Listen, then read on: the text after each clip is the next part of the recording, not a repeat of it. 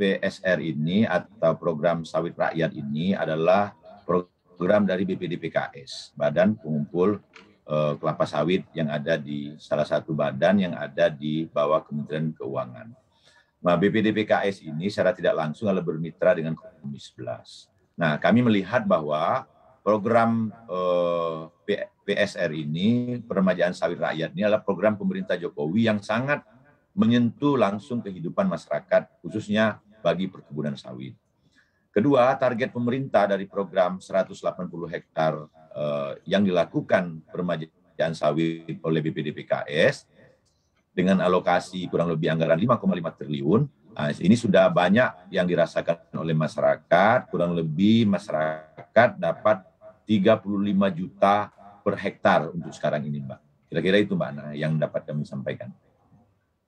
Baik, 5,56 triliun rupiah yang dialokasikan. Apakah dana tersebut dapat memenuhi kebutuhan tiap hektar lahan sawit rakyat yang akan diremajakan? Kalau target yang disampaikan itu kan membantu ya, prinsipnya pada prinsipnya pemerintah lewat program Pak Jokowi lewat Badan BPDPKS ini membantu pemerintah, membantu rakyat supaya perkebunan sawit itu, sawit rakyat khususnya, bukan sawit-sawit holding, sawit-sawit perusahaan itu bisa menjadi stimulus, Mbak. Minimal dari hulunya, mulai dari pembukaan lahan, land clearingnya, penanamannya, pembelian bibit, pupuk, gitu, sampai menuju panen itu dibantu oleh pemerintah 35 juta per hektar. Nah, saya rasa dengan anggaran seperti ini sangat cukup bagi petani sawit bisa menggarap lahan yang kurang lebih 35 juta per hektar itu digunakan untuk land clearing, beli bibit, nanam, beli pupuk, dan seterusnya. Nah, kita asumsikan bahwa yang dibantu oleh pemerintah adalah petani, perkebunan rakyat, bukan perkebunan pemerintah atau perkebunan yang besar. Ini adalah merupakan bantuan stimulus supaya petani-petani itu lebih meningkatkan lagi kinerja dan kebutuhan dana yang selama ini menjadi problem kebutuhan kelompok tani atau CPCL ini bisa bermanfaat, bisa berguna seperti itu.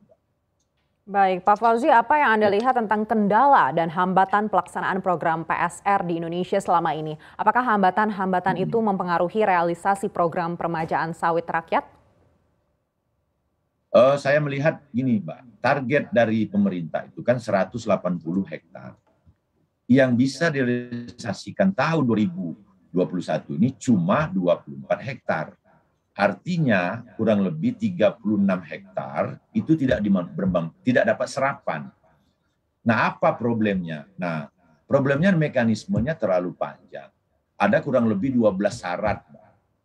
12 syarat. Nah, ini yang akan kita negosiasikan dengan BPDPKS. Bagaimana itu bisa menjadi 4 syarat atau menjadi 2 syarat. Anggaran yang kurang lebih 5,5 triliun dengan target 180.000 hektar, realisasinya baru 24.000 hektar. Nah, ini kan problem, Pak. Pertama, saya melihat bahwa problem-problem ini terjadi karena syaratnya terlalu panjang. Mulai dari kelompok taninya, terus masuk ke dinas provinsinya, masuk ke kementeriannya, masuk lagi ke BPDPKS-nya, surveinya, persyarat-persyarat administrasi terlalu panjang. Nah, kita menyarankan pertama, dari 12 syarat itu, minta atau 2 syarat. Yang pertama adalah legalitas lahan yang paling penting. Nah, lahan ini kan selalu tumpang tindih, Mbak. BPDPKS atau Dirjen BUN, Dirjen Perkebunan itu tidak mau memberikan anggaran itu kalau lahannya itu bermasalah. Lahannya harus punya sertifikat. Nah, ini salah satu problem utamanya, legalitas lahan. Yang kedua adalah terlalu panjangnya rantai mekanisme dan birokrasi yang selama ini yang dirasakan oleh penerima manfaat BPDPKS. Yang ketiga adalah waktu tunggu sampai cukup lama. Petani menunggu karena ini harusnya mekanismenya bisa dilakukan sebulan atau dua bulan, Mbak. Ini mekanismenya sampai 3 bulan sampai 6 bulan.